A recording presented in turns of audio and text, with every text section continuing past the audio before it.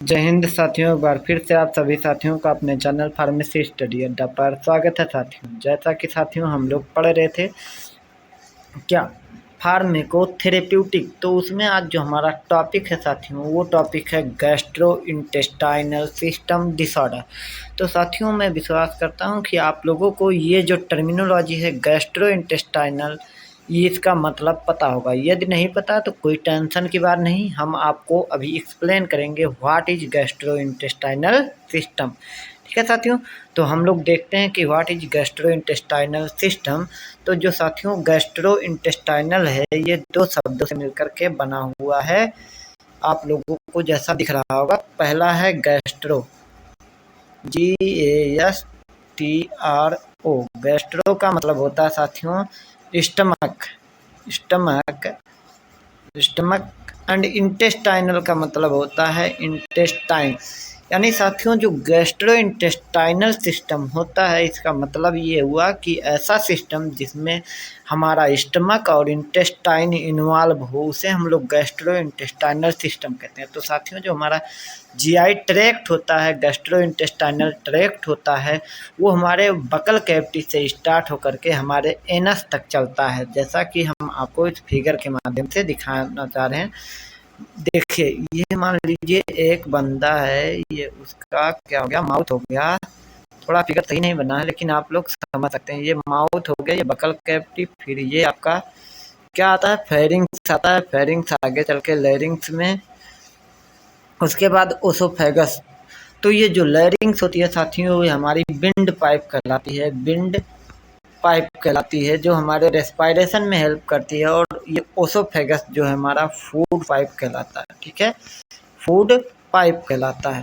तो अब साथियों आगे आप देखिए फिगर, मान लीजिए कि ये हमारा क्या है, देखिए ये हमारा, ये अरे कैंसल कैंसल, ये देखिए ये हो गया हमारा ओसोफेगस। आप इस तरह का फिगर देखेंगे आप लोग, तो ये जो हमारा डुडेनम, और फिर ये हमारी स्मॉल इंटेस्टाइन, इस तरह से। ठीक है, उसके बाद फिर हमारा क्या आता है, लार्ज इंटेस्टाइन, इस तरह से। सीकम, कोलोन बन रहा है। ठीक,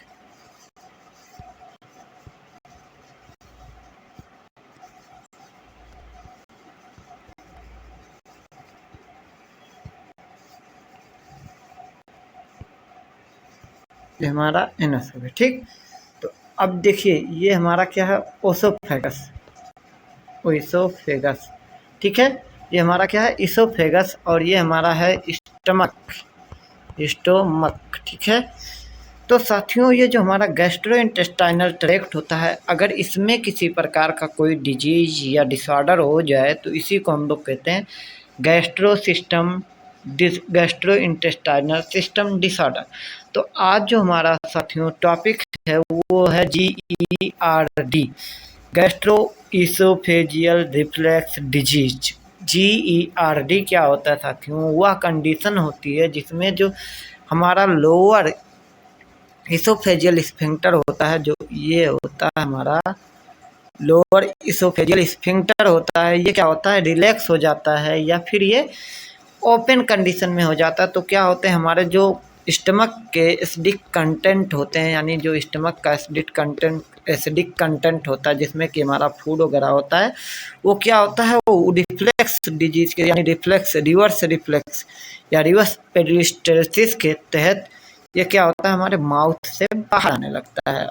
तो इसी को हम लोग कहते हैं GERD, gastro esophageal reflux disease. में क्या होता है, जो हमारा लोअर इसोफेजियल स्फिंक्टर होता है, ये क्या होता है, लूज हो जाता है या ओपन हो जाता है, जिससे कि हमारे स्टमक के जो एसिडिक कंटेंट हैं, वो हमारे ओसोफेगस से होते हुए हमारे बकल कैविटी के थ्रू माउथ से बाहर आने लगते हैं। तो इसे हम लोग कहते हैं गैस्ट्रो इसोफेजियल रिफ्लेक्स डिजीज। अगर सिंपल में कहें तो साथियों, आप लोग देखे होंगे कि जो वॉमिटिंग की कंडीशन होती है वही होता है, लेकिन क्या होता है, वॉमिटिंग हमेशा नहीं होती, लेकिन जिन बंदों को GERD का प्रॉब्लम हो जाता है साथियों, उनमें ये दिक्कत नॉर्मल हो जाती है कि बार बार उन्हें उनका जो एसिडिक कंटेंट होता है स्टमक का वो हमारे इसोफेगस में आ जाता है, जिससे हमारा इसोफेगस क्या होता है, डैमेज हो जाता है। तो देखते हैं क्या डिफिनीशन है साथियों।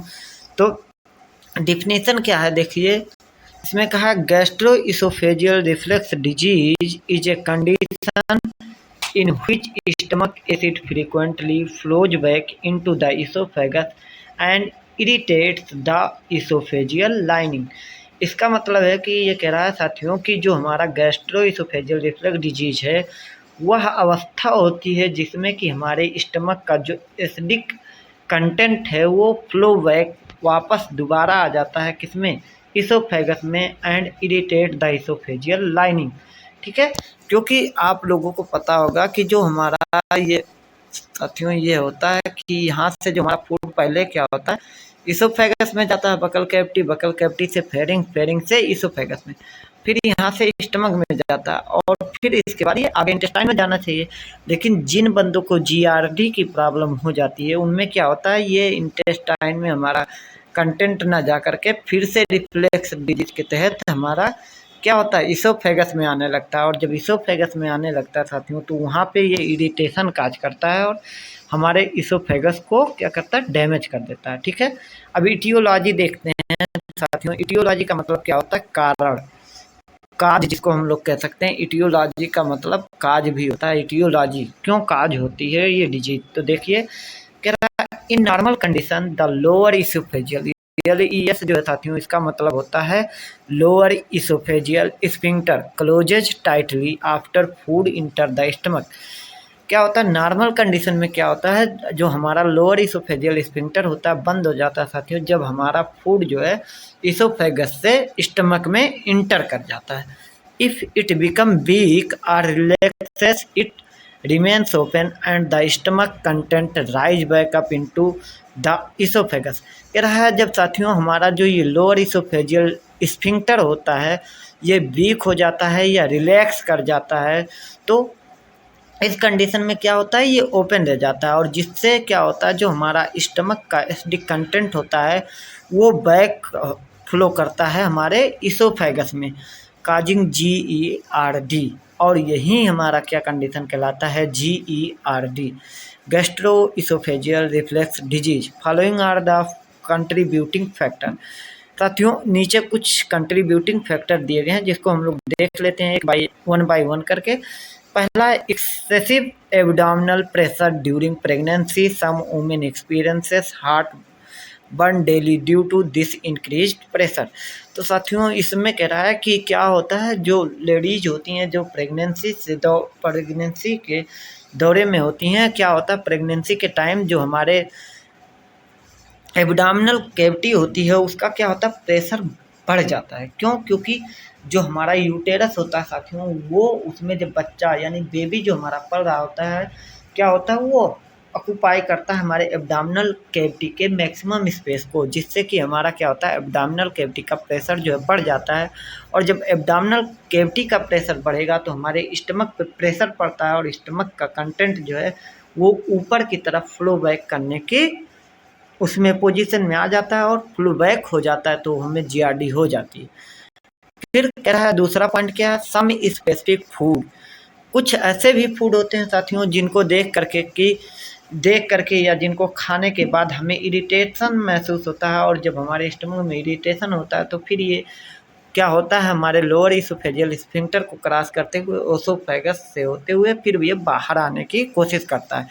जैसे एग्जाम्पल में साथियों क्या है, डेयरी प्रोडक्ट यानी दूध वाले प्रोडक्ट, जैसे हमारा पनीर हुआ, ये सब चीज़ें हुई, पनीर हुआ, मक्खन हुआ, बटर, दही, कार्ड जिसको कहते हैं, ये सब स्पाइसी और फ्राइड फूड, बहुत चटपटे या फ्राइड फूड, जैसे आप लोग आजकल देख रहे होंगे फ्राइड फूड की तो भरमार पड़ी है, क्योंकि इसमें देखिए आप चाइनीज फूड आ रहे हैं, जैसे मोमो हुआ, उसके बाद फिंगर्स हुए, चाउमीन हुआ, बर्गर हुआ, डोसा हुआ, ये सब क्या है, फ्राइड फूड होते हैं साथियों। एंड ईटिंग हैबिट्स, और कुछ ईटिंग हैबिट भी क्या करता है, जीआरडी को काज करता है। जैसे ओवर ईटिंग, बहुत ज़्यादा खाना खा लोगे तो क्या होगा, उसको तो बाहर आना ही है, चाहे वो फिर हमारे इंटेस्टाइन से होता हुआ फीसेस के फॉर्म में बाहर आए या फिर वॉमिटिंग कंटेंट के रूप में माउथ से बाहर आ जाए।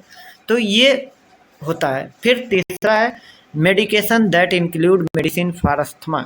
कुछ साथियों कुछ क्या होता है, कुछ ऐसी मेडिसिन होती हैं जो कि हमारे जीआरडी को इनिशिएट करती हैं। जैसे कि जो मेडिसिन हमारे अस्थमा में यूज की जाती है ट्रीटमेंट में, कुछ अस्थमा की मेडिसिन, कुछ हाई ब्लड प्रेशर के ट्रीटमेंट में जो मेडिसिन यूज की जाती हैं, and allergies as well as pain killer भी होते हैं। पेन किलर क्या होता है, ऐसे मेडिसिन जो हमारे पेन के सेंसेशन को क्या कर देती हैं, रिड्यूज कर देती हैं, उन्हें हम लोग पेन किलर कहते हैं। Sedatives and anti depression. Sedative साथियों आप लोग जान रहे होंगे, sedatives are those agent which causes calmness or drowsiness without inducing a sleep is called sedative। यानी सेडेटिव ऐसे एजेंट होते हैं जो हमारे अंदर क्या होता है कि हमारे अंदर जो है ड्राउसीनेस काज करते हैं, लेकिन ये हमारे अंदर स्लीप काज नहीं करते। ठीक है। अब साथियों जो हमारा चौथा पॉइंट है उसमें एक बहुत इंपॉर्टेंट टर्म है हाइटल हर्निया। हाइटल हर्निया क्या होता है, हाइटल हर्निया क्या होता है साथियों, ये एक ऐसा कंडीशन होता है हमारा हाइटल हर्निया कि इसमें जो स्टमक होता है इसका अपर पार्ट क्या होता है, इस तरह से हमारे क्या होता है इसोफेगस की तरफ उठ जाता है। यानी स्टमक का जो लोअर पार्ट होता है यानी बल्जेज आउट हो जाता है हमारे डायफ्राम की तरफ ज़्यादा। ठीक है। तो वही कह रहा है क्या इसमें एक्सप्लेनेशन दिया है, that is the upper part of stomach bulges into the diaphragm and obstruct the way of passes of food. ठीक है। और जब ये ऑब्स्ट्रक्ट आउट कर जाता है तो ये क्या करता है, बल्जेज आउट कर जाता है इनटू द डायफ्राम में, तो हमारा जो पासेस होता है फूड का इंटेस्टाइन में वो क्या हो जाता है हमारा ऑब्स्ट्रक्ट हो जाता है। ठीक है। तो इससे क्या होता है जीआरडी काज होता है। पैथोजेनेसिस की बात करें साथियों, जीईआरडी की पैथोजेनेसिस, तो the onset of GERD is caused by an imbalance between harmful और सिम्टम इलिसिएटिंग एलिमेंट यानी reflux episodes and refluxate acidity and oesophageal hypersensitivity and protective factor. तो साथियों हमारे जो गैस्ट्रोइंटेस्टाइनल ट्रैक्ट होता है उसमें दो तरह के क्या होते हैं फैक्टर्स पाए जाते हैं। एक प्रोटेक्टिव फैक्टर होता है, एक क्या होता है अटैकिंग फैक्टर या हार्मफुल फैक्टर जिसको कहते हैं, या सिम्टम इलिसिएटिंग एलिमेंट्स भी कहते हैं। तो क्या होता है साथियों जब हमारा प्रोटेक्टिव फैक्टर जो है वो कम हो जाता है और हार्मफुल फैक्टर या फिर जिसको हम लोग अटैकिंग फैक्टर कहते हैं ये ज़्यादा हो जाता है तो फिर जीआरडी काज होता है, जैसे इसोफेजियल एसिड क्लियरेंस। अब हमारे प्रोटेक्टिव फैक्टर में कौन कौन से आते हैं साथियों, तो ये हमारा जो होता है प्रोटेक्टिव में हमारे म्यूकोसा आते हैं, म्यूकस आता है जो कि हमारे म्यूकोसल सेल्स से सिक्रीट होता है। ठीक है। The frequency of reflux episodes, length of mucosal acidification and caustic potency of refluxed fluid influence the amount of mucosal damage. जब हमारा एसिडिक कंटेंट जो है हमारे स्टमक से यानी अटैकिंग एजेंट हमारे स्टमक से क्या होता है इसोफेगस में जाता है साथियों, तो क्या होता है ये हमारे जो है इसोफेगस या हमारे स्टमक के म्यूकोसल वाल को क्या करता है डैमेज कर देता है और इससे क्या होता है हमें पेन होता है। ठीक है। अब फिर क्या है oesophagitis is caused by cytokinin induced inflammation. Oesophagitis का मतलब होता है inflammation of oesophagus is caused by, ये क्यों काज होता है साथियों किस कारण से होता है, तो ये बता रहा है कि cytokine induced inflammation instead of A direct chemical reaction. इसमें कोई डायरेक्ट केमिकल रिएक्शन नहीं होता कि अटैकिंग फैक्टर और प्रोटेक्टिव फैक्टर के बीच डायरेक्ट क्या हो रिएक्शन हो, ऐसा नहीं होता, जबकि ये क्या होता है साइटोकाइन इंड्यूस्ड इन्फ्लामेशन होता है। ठीक है। फिर कह रहा है pepsin or bile, this is supported by the fact that histopathological event in the development of esophagitis, lymphocytic inflammation and dilated intracellular spaces occur deep within the epithelium and that restorative changes, vessel cell hyperplasia and papillary elongation occur before the progression of surface necrosis which was previously क्या है thought to be stimulates for those change in the absence of esophagitis. Cytokine induced inflammation can produce change in esophageal sensitivity. साथियों इसमें क्या है, जब हमारे stomach में आप लोग जान रहे होंगे साथियों क्या है, ये मान लीजिए हमारा क्या है स्टमक है, तो इसमें एक सेल होता है जिसको हम लोग पेराइटल सेल कहते हैं। म्यूकोसा हो गया, इसमें पेराइटल सेल होता है जो कि हमारा एसिड सीक्रेट करता है, यानी एसिड क्या होता है HCl। अब ये हमारा एसिडिक कंटेंट है, बहुत ज़्यादा जब HCl सीक्रेट हो जाता है तो साथियों ये इरिटेशन काज करता है हमारे स्टमक में, और जब स्टमक में इरिटेशन काज करता है फिर ये लोअर इसोफेजियल स्फिंक्टर पे जा करके काम करता है और इसको क्या करता है रिलैक्स कर देता है। हाइपरप्लासिया जिसको कहते हैं, हाइपरप्लासिया काज करता है। हाइपरप्लासिया क्या होता है साथियों, हाइपरप्लासिया का मतलब होता है कि indigestion due to high acidic content के कारण जो इंडाइजेशन होता है उसके कारण भी हमारा GERD काज होता है। ठीक है, तो अब आप लोगों को पता चल गया कि पैथोजेनेसिस क्या है इसकी। अब हम लोग देखेंगे क्लिनिकल मैनिफेस्टेशन, क्या इसके लक्षण होते हैं, यानी सिम्टम्स क्या होता है साथियों। क्लिनिकल सिम्टम्स क्या होते हैं वो देखते हैं। पहला जो है ये heart burn, burning sensation in the chest. Heart burn का मतलब ये मत समझ लेना कि ये हार्ट से रिलेटेड डिजीज है, नहीं। ये जो हमारा क्या है स्टमक है साथियों, इसमें एक पार्ट होता है हमारे कार्डियक पार्ट। कार्डियक पार्ट क्यों कहते हैं, ये जो हमारा कार्डियक पार्ट होता है, क्यों, क्योंकि ये हार्ट के बहुत करीब होता है। तो जब यहाँ पे इरिटेशन होता है और पेन काज होता है साथियों, तो ऐसा हमें फील होता है कि हमारा हार्ट क्या है बर्न कर रहा है, यानी हमारे हार्ट में पेन है। लेकिन हमारे हार्ट में पेन नहीं होता, जबकि वो हमारे स्टमक के कार्डियक पार्ट में पेन होता है। ठीक है, आफ्टर ईटिंग व्हिच में ओरिजिन एट नाइट। और इस पेन की खास बात ये होती है हार्ट बर्न की कि ये रात के टाइम पे और अधिक होता है। ठीक है, चेस्ट पेन दूसरा है, चेस्ट पेन भी समझ में आ गया होगा, सीने में दर्द होना। डिफिकल्टी इन स्वेलोइंग, स्वेलोइंग क्या है, खाना निगलने में दिक्कत होती है, आपको खाना आप प्रॉपर तरीके से निगल नहीं पा रहे हैं, उसमें दिक्कत आ रही है। ठीक है, चौथा है रिगर्जिटेशन ऑफ फूड और सोर लिक्विड। क्या होता है सोर लिक्विड, यानी खट्टी डकारें आना। रिगर्जिटेशन ऑफ फूड और सोर लिक्विड यानी भोजन के साथ खट्टी डकारें आना, कहाँ, माउथ में, यानी हमारे स्टमक से भोजन के कंटेंट के साथ खट्टी डकारें आती हैं। Sensation of A lump in the throat, ऐसा फील होना कि हमारे गले में कोई फूड का पूरा पूरा बोलस जो है, यानी लंप, एक गुच्छा पूरा हमारे क्या है गले में फंसा हुआ, ऐसी फीलिंग होती है। A patient experiences night time and reflex में आल्सो एक्सपीरियंस क्रोनिक कफ, अत्यधिक बहुत तेज ज़्यादा खांसी आना, लेरेंजाइटिस, लेरिंग्स का इन्फ्लामेशन हो जाना, न्यू आर ओरिजिनिंग वर्सिंग अस्थमा, नया अस्थमा हो जाना, डिस्टर्ब स्लीप यानी नींद ना आना। अब साथियों हम लोग देखेंगे नॉन फार्मेकोलॉजिकल मैनेजमेंट, यानी GERD अगर किसी को हो गया साथियों तो उसका क्या है नॉन फार्मेकोलॉजिकल मैनेजमेंट, मतलब इससे कैसे ठीक किया जाए बिना मेडिसिन लिए हुए। तो dietary and life style change are generally the first step in medical therapy for GERD।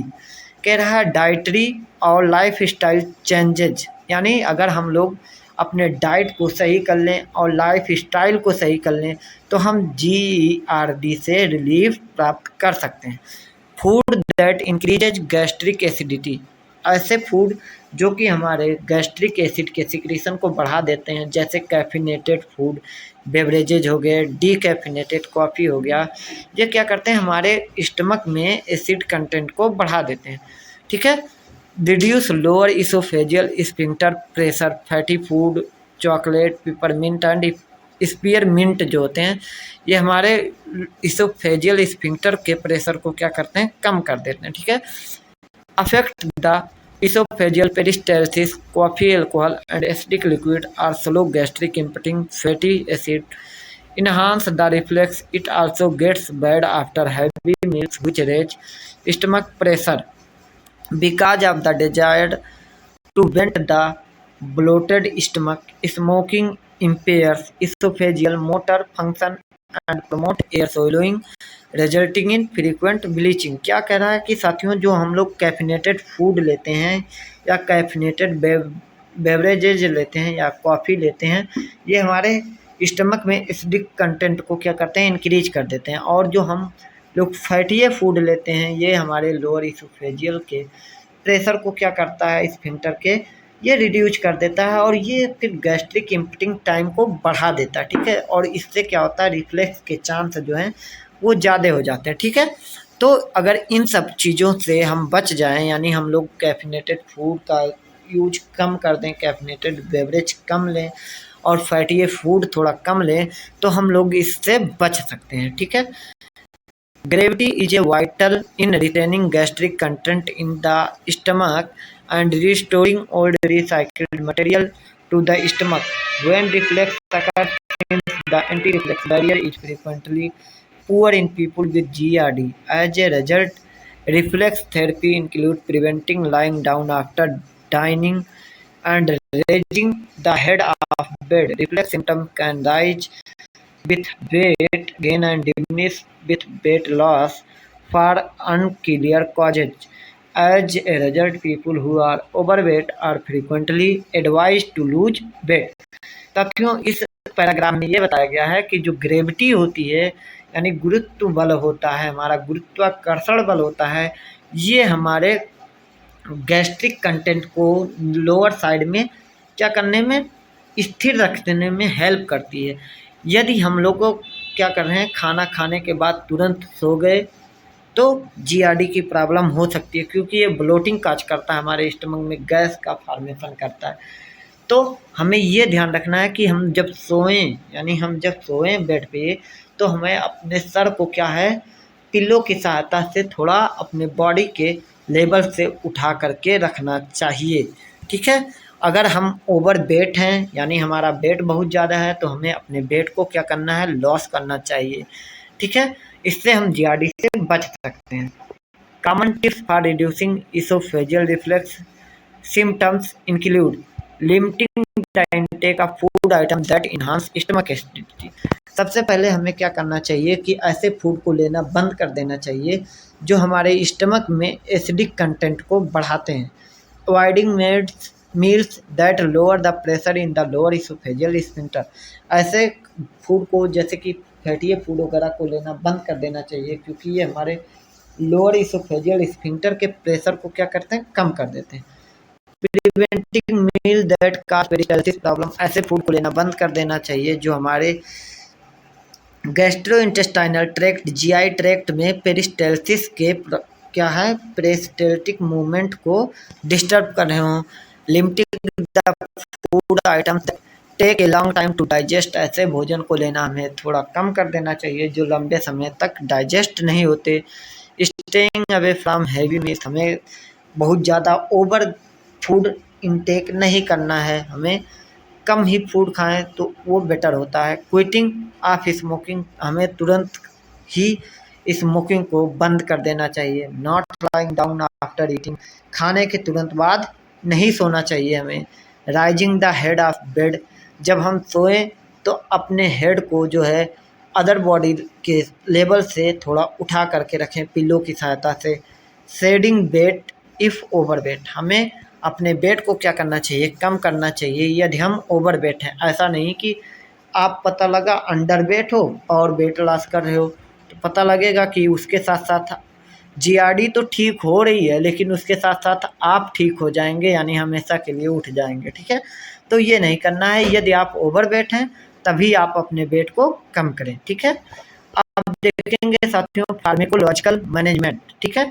तो पहला जो फार्माकोलॉजिकल मैनेजमेंट में ये एंटा एसिड आते हैं। Antacids are those agent which neutralise the acidic content of stomach. These are mainly base.